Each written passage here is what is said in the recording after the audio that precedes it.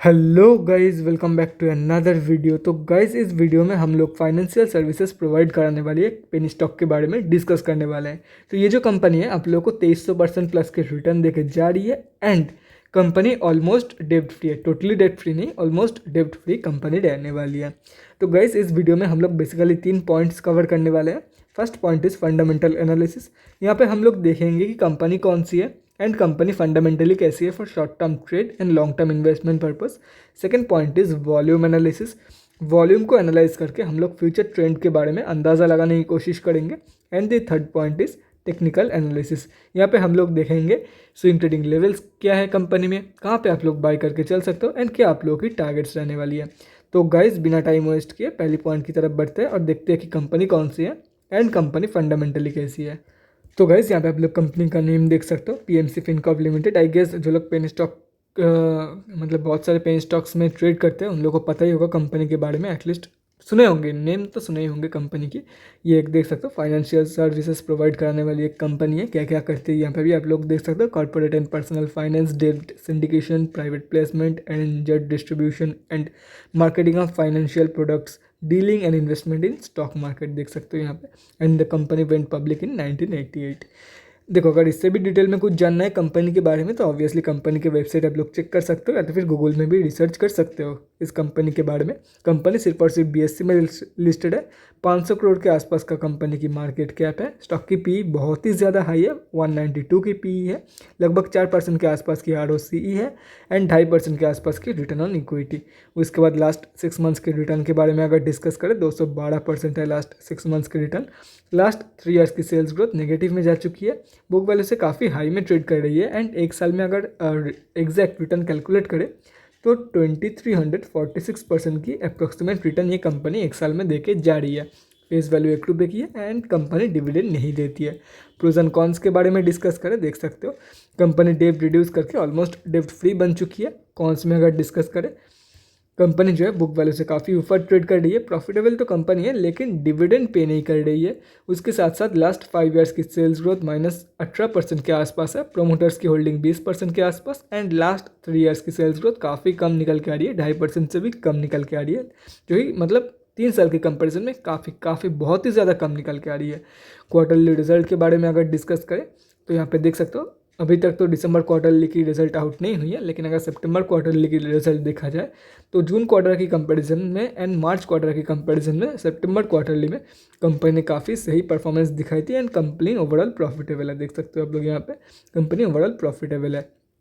In fact year on year basis की एक भी रिजल्ट में, मतलब जितना रिजल्ट यहाँ पे अवेलेबल है 1988 तक तो अवेलेबल नहीं है लेकिन 10 साल की यहाँ पे अवेलेबल है।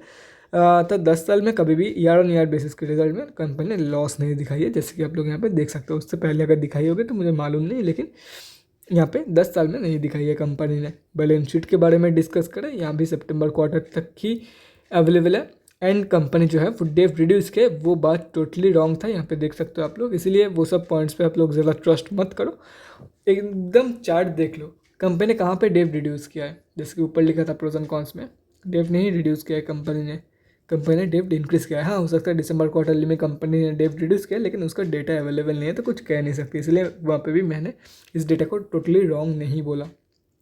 बाकी अगर रिजर्व के बारे में डिस्कस करें तो रिजर्व भी इंक्रीज़ हुई है। अभी भी अगर देखा जाए तो कंपनी ऑलमोस्ट डेब्ट फ्री है। अगर कभी चाहती है तो मतलब टोटली कंट्रोल डेब्ट है कंपनी, अगर कभी भी चाहती है तो आराम से इस डेब्ट को चुका सकती है।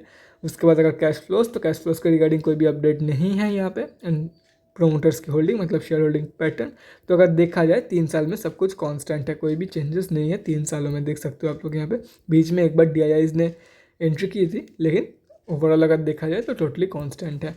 प्रोमोटर्स में कौन कौन सी मतलब किस किस की होल्डिंग है वो दिखाने से पहले मैं यहाँ पे दिखा देता हूँ कि रिटेलर्स में किस किस की होल्डिंग है, कौन सी बड़े रिटेलर्स की पैसा लगा हुआ है। यहाँ पे 2 ही बड़े रिटेलर की पैसा लगा हुआ है इस कंपनी में।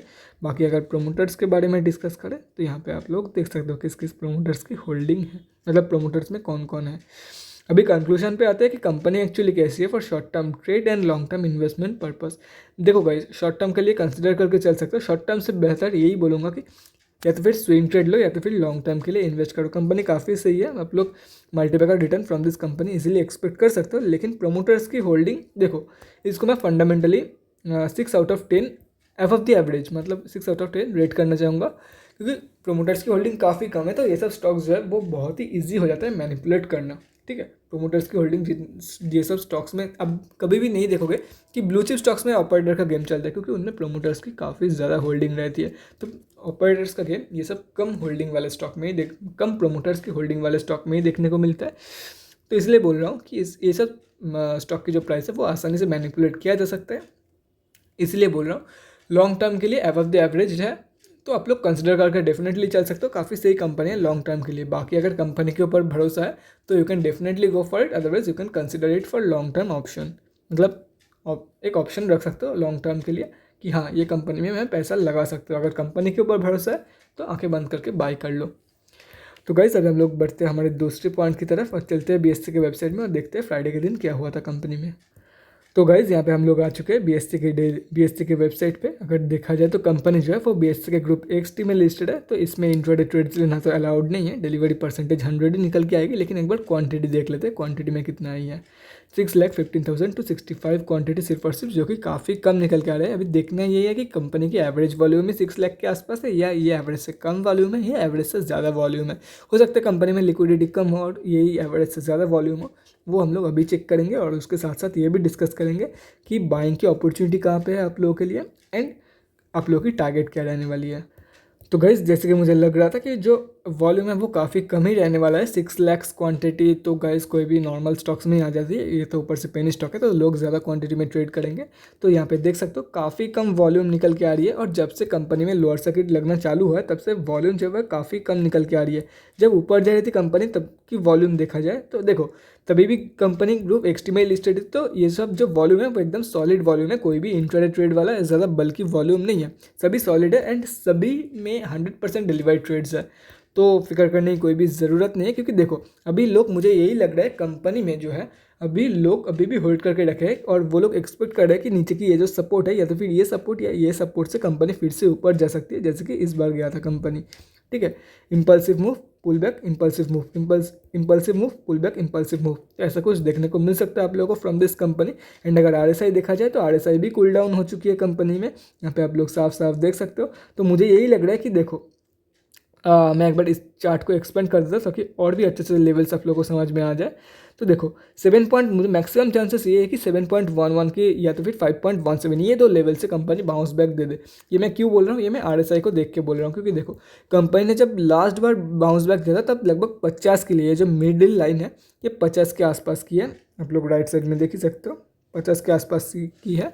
तो 50 के RSI के लेवल से कंपनी ने लास्ट बार बाउंस बैक दिया था, और स्टॉक मार्केट में एक कहावत है, हिस्ट्री रिपीट्स इटसेल्फ। तो अगर हिस्ट्री रिपीट होता है तो या तो फिर 7 रुपये के लेवल या तो फिर 5 रुपये के लेवल से कंपनी मैक्सिमम चांसेस है कि बाउंस बैक देने वाली है। और ऊपर से वॉल्यूम भी जो है वो काफ़ी कम निकल के आ रही है। देखो यहाँ पे भी बाउंस बैक देने से पहले सेलिंग की तरफ वॉल्यूम काफ़ी कम थी। हाँ ये बात अलग है कि सेलिंग के दिन, जिस दिन मतलब लोअर सर्किट फर्स्ट लगी थी उस दिन वॉल्यूम काफ़ी ज़्यादा था। यहाँ पे भी अगर देखा जाए तो कंपैरेटिवली पिछले 2 दिन की कंपैरिजन में जिस दिन से सेलिंग हो रही है कंपनी में उस दिन वॉल्यूम ज़्यादा था। तो उतना तो 19-20 चलता ही है कंपनी में, एकदम से मतलब सेम टू सेम नहीं होगा ना। इसलिए मैं बोल रहा हूँ एक बहुत ही सही अपॉर्चुनिटी है। RSI भी अभी कूल डाउन हो चुकी है, तो आप लोग को बहुत ही, देखो अगर बाउंस बैक देती है कंपनी, बहुत ही बड़ी टारगेट कंपनी दिखा सकते हैं। फिर से ये कंपनी जो है आप लोगों को, एक सेकेंड, आप लोगों को लगभग RSI 97 के लेवल तक दिखा सकती है। 97 के लेवल तक कंपनी जा सकती है RSI में। ठीक है, तो आराम से आप लोगों को पर शेयर में 5 to 10 रुपीज़ की गेन देखने को मिल सकती है from this next bounce back. ठीक है, इसलिए मैं इसके ऊपर वीडियो बना रहा हूँ और सारे के सारे लेवल्स यहाँ पे मेंशन किया हुआ है। कहाँ तक की टारगेट है, 24 तक की टारगेट, मतलब 25 रुपये की, लगभग 25 रुपये की टारगेट तक मैंने यहाँ पे मेंशन कर दिया है। और बाउंस बैक कहाँ पे देती है उसके ऊपर डिपेंड करती है, तब आप लोग बाय करके डेफिनेटली चल सकते हो पर के टारगेट के लिए। क्योंकि अभी भी देखो कोई भी सेल करने के लिए इंटरेस्टेड नहीं है। सभी लोग, जिन लोगों के पास भी होल्डिंग था वो लोग बैठे हुए हैं स्टॉक में, वो लोग अभी भी बैठे हुए हैं स्टॉक में कि और भी ऊपर जा सकती है। तो मैं आप लोग को यही बोलूँगा, अभी नीचे गिर जाए या तो फिर अभी बाय कर लो, या तो फिर अगर रिस्क फ्री रहना चाहते हो या तो फिर प्रॉफिट को मैक्सिमाइज करना चाहते हो, देन कंपनी जब बाउंस बैक देगी तब बाय कर लो। सारे के सारे टारगेट्स यहाँ पे मौजूद है आप लोगों के लिए। ठीक है, हो सकता है मंडे के दिन ही बाउंस बैक दे, लेकिन उसके चांसेस काफ़ी कम है। मुझे लगता है एटलीस्ट 60 के आसपास तो ये जो RSI है वो गिरने वाली है, 60 के नीचे। बाकी देखो स्टॉक मार्केट है, कुछ भी पॉसिबल है, मतलब कुछ भी इम्पॉसिबल नहीं है इसमें, everything is possible in stock market. तो हो सकता है मंडे के दिन ही बाउंस बैक दे दे। और अपॉर्चुनिटी को मिस नहीं करना है। और एक बार हाँ हो सकता है कि यहाँ पे एक बार बाइंग हो गई है तो कल के लिए वेट कर जाते हैं और 2 दिन देख लेते हैं, क्या पता उसके बाद नीचे चली आए और भी नीचे के लेवल पे मुझे मिल जाए। अगर मौके की तलाश में बैठे रहोगे तो बैठे ही रहोगे, आपको खुद चल के जाना पड़ेगा मौके के पास, ठीक है, तभी आप लोग कमा पाओगे, स्पेशली इस this kind of stock, from this kind of stock. बीच में एंट्री तो कर लोगे लेकिन क्या पता जब आपने एंट्री किया उसी दिन से कंपनी नीचे गिरना चालू हो गया। क्योंकि देखो ये तो नॉर्मल कोई स्टॉक है ना, नहीं ये तो कोई नॉर्मल स्टॉक है ना, ये तो कोई नॉर्मल स्टॉक नहीं है ना कि जब आप लोगों का मन किया था आप लोगों ने बाई कर लिया। इसमें सर्किट में बात होती है, नीचे आ रही है तो लोअर सर्किट, ऊपर जा रही है तो अपर सर्किट, तो इतना इजीली आप लोग बाई एंड सेल नहीं कर सकते हो इसमें, तो अपॉर्चुनिटी को मिस मत करो। तो guys that's it for this video, अगले वीडियो में मिलते हैं गाइज, थैंक्स फॉर वाचिंग। और अगर आप लोग चाहते हो तो ये जो सभी के सभी लेवल्स है इसके एक स्क्रीनशॉट लेकर रख सकते हो या तो फिर कहीं पे नोट डाउन भी करके रख सकते हो फॉर एन सेफर साइड। तो गाइज अगर आप लोगों का कोई भी डाउट हो स्टॉक मार्केट या किसी भी स्टॉक से रिलेटेड तो कमेंट सेक्शन में कमेंट करके मुझसे पूछ सकते हो, या तो फिर मेरे इंस्टाग्राम का लिंक आप लोगों को डिस्क्रिप्शन बॉक्स में मिल जाएगा, जाके वहाँ पर ही मुझे डीएम कर सकते हो for an 1-on-1 conversation. Thanks again for watching guys, bye guys and definitely guys stay safe.